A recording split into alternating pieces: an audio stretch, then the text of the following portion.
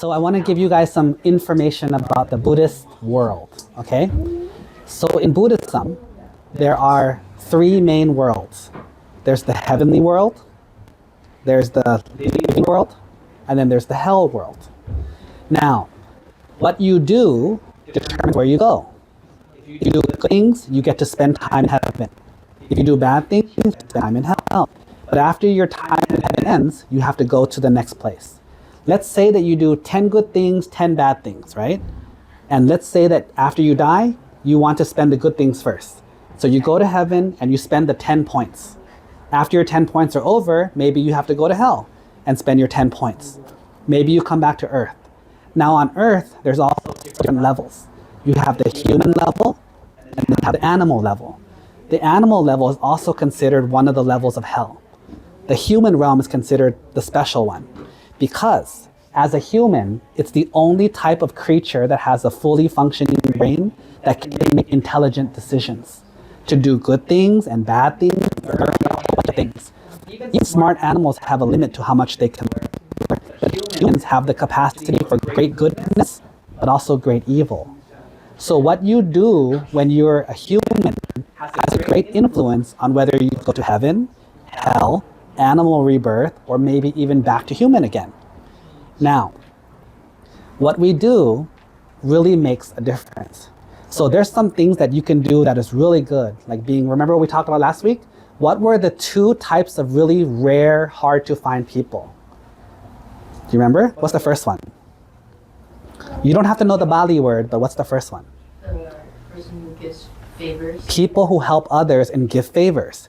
Basically nice people. Really nice people who help other people is really hard to find, very rare. What's the second type of people that's very hard to find? So one is who gives a favor. Two is who returns the favor, right? So for example, people who give us favors without us even asking and they give us so much, it's like who? Think about like our moms. Let me ask you a question before we get to today's topic. Let me ask you guys a question. If I asked you to carry a watermelon, okay? Just carry a watermelon every day. You can never put it down for 9 months. Would you carry that watermelon? And after the watermelon is done for 9 months, would you take care of it and clean it and look after it for many, many years? And then after that, even when the watermelon starts breaking your stuff, eating your food, spending your money, never say thank you, being rude and mean to you, would you still take care of it? Even when it gets older and it doesn't do what you say, it argues with you, demanding equal rights and freedoms, even though you've done everything for them, would you still take care of them? Yes, Abby? I'd cut the watermelon open and eat it. So think about this. Think about our parents. They gave us life. They gave us an opportunity to be who we are. But more than that, they raised us. Do you know how many, I saw a clip the other day of a bird, like a stork, who's on top with a big nest in the air. And she had maybe like, let's say 6 babies. And one baby was no good, kept biting the other babies, kept jumping on the other babies, kept attacking the other babies. Do you know what the mother animal did? She grabbed him, moved him over. And started attacking the ones over here. She grabbed him, moved him over. He started attacking the ones over there. She grabbed him and put him on the edge of the nest, on the very edge. He started jumping around, screaming, crying. And she just picked him up and threw him off the nest. And it made me think that animals do that. If you have a malfunctioning child, if you have a child who doesn't listen, who hurts others, who's rude, or who doesn't listen to their mom, he would not be worth the effort of the mom raising, right? Because it would make the mom have to work so much harder. Even in the lion kingdom, you can see this on lion stories. Sometimes the lions have to move from this place to another place. And if the mother walks, the 5 babies have to follow her. Do you know what happens if one of the babies get lazy or not strong or can't make it? The mother has to leave him behind. Because if she helps that last one, all of them will die. So she has to sacrifice and save only the strong ones, and the weak ones will die. This is the animal world. But think about our world. When I was a kid, I was so stubborn. I was so naughty. I never listened. I screamed, I yelled, I slammed doors. I didn't study, I didn't do my homework. I woke up late, I didn't clean. I was a horrible animal. But my mom, she raised me anyways. She still gave me food. I didn't do any laundry. She did all my laundry. I don't like to wash dishes. She washed my dishes. I don't know how to cook. She cooked for me. I can't work. She worked for me. She raised me all this time. Have we ever thought to say thank you? Have we ever thought that she's more important than us? Yesterday I was on a plane from Seattle. I felt so bad for the nice mom sitting next to us. There was me, a guy, and then a mom. And her 3 kids were in front of her. And they just kept fighting. Mom, he took my game. Mom, the internet's off. Mom, I'm bored. Mom, I'm hungry. Mom. And the mom was like, okay, calm down. Okay, try this. Okay, we can't do this yet. Please wait. And we had a 1-hour delay on the plane. So I understand it was kind of sucky, right? But the kids were like freaking out, and the mom kept like, calm down. Don't hit your sister. Be nice to your brother. And I just could feel it, like, I'm sitting here. I'm already tired. We're on the plane. It's not even moving. We're bored. We want to go home, and we're cramped for 1 hour. It's already stressful, level 1 to 10, maybe level 6. But if I had to be a mom and raise 6 kids who don't listen to me, my head would explode. But she did it. She didn't yell. She didn't scream. She didn't hit anyone. She took care of them for the whole flight. But did the kids appreciate her? Did the kids thank her? Not at all. Shouldn't we feel compassion for our moms, our dads, people who take care of us? Because that's the thing. If you have no gratitude, eventually people will not want to take care of you. But if you're someone who has gratitude, people will appreciate you and people will take care of you. And so it's very important that, back to the lesson we had last week, right?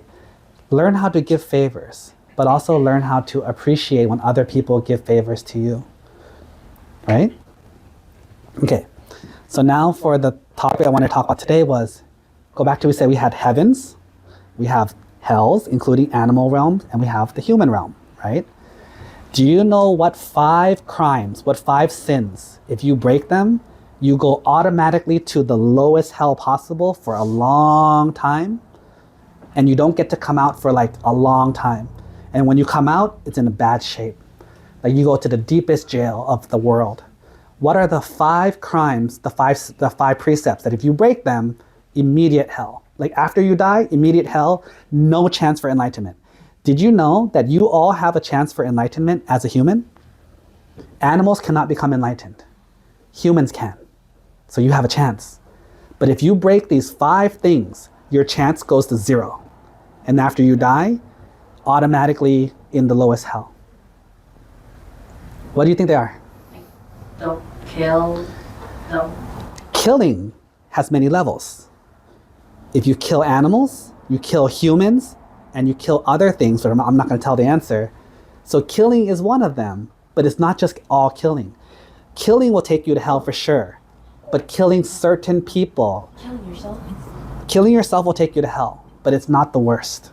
There's things that are, can you imagine that? That's so crazy. There's things that are worse than killing yourself. If you kill yourself, this is another story maybe we'll tell another day, you have to be reborn in hell, and when you come back to the world, you kill yourself 500 more times. So if you do it once, there's 500 more. It's not just once. So that's not a good idea. But what is it? Stealing. Stealing is not one of them. Cheating.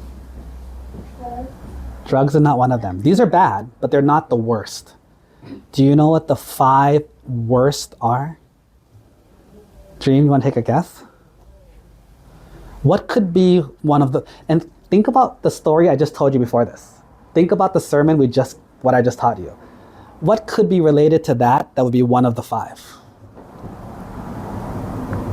Making someone suffer. Dream, I'm talking about the worst crimes of humanity. Like, I'm not just talking about being mean or just even murder is not the worst. Like, certain murders are, like, for example, I don't want to make too many stuff, but some examples are worse than others. Torture. Let's stay with killing first. It's still killing. Tia, you want to guess? Killing your parents. That's 2 of them. Killing your father is one of the worst, is one of the top 5 crimes of anything. Number 2 is killing your mother.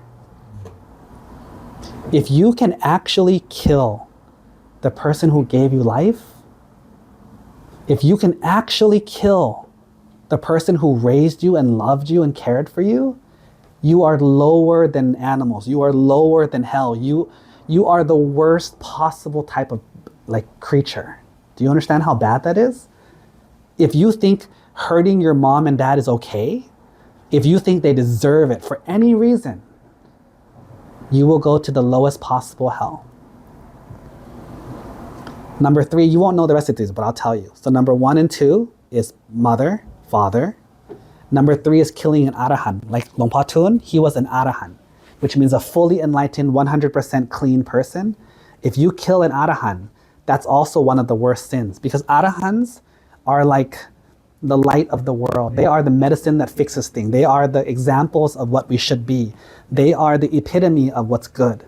And if you take away goodness from the world, that's super evil. Does that make sense? Like, people who are supposed to be the great good people of the world, and you take them out of the world, so it means other people cannot have them. That's one of the greatest sins of humanity.